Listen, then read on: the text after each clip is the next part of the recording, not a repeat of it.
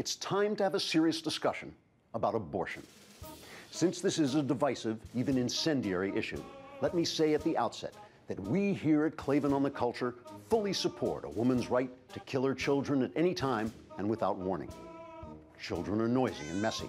They crap all over everything and hog the PlayStation. That's why the Supreme Court, in its famous 1973 Roe v. Wade decision, declared that the right to have an abortion is in the Constitution. Though the print is so small, it's hard to see it.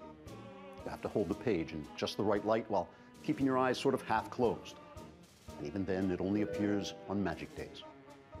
In exchange for this delightful new right to really get on your kids' nerves by sucking them out of the womb and tossing their corpses into the trash, people did have to give up another right. The right to debate the issue freely among themselves and then elect representatives to make laws according to the moral understanding of their communities. With no democratic way to reconcile their positions, citizens have become sharply divided.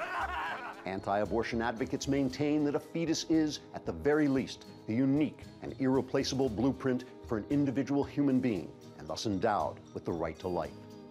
Those favoring abortion argue that they really meant to use protection, but were stoned out of their gourds at the time. They call abortion a woman's right to choose, because while a person is inside a woman's body, he has no rights of his own, as I can personally attest. But whether you oppose or defend abortion, this much is inarguable. Since around 1970, the number of abortions and the number of illegitimate births have both skyrocketed, especially among minorities. Abortion defenders say this is simply because minorities don't have easy access to contraception, since minorities live on the planet Gununu-12, where condoms melt in the heat of the triple sun. But what seems far more likely is that abortion is part of a complex of sex-related behaviors, practices, and attitudes that over the last 40 years has led to a drastic increase in the number of single-parent children.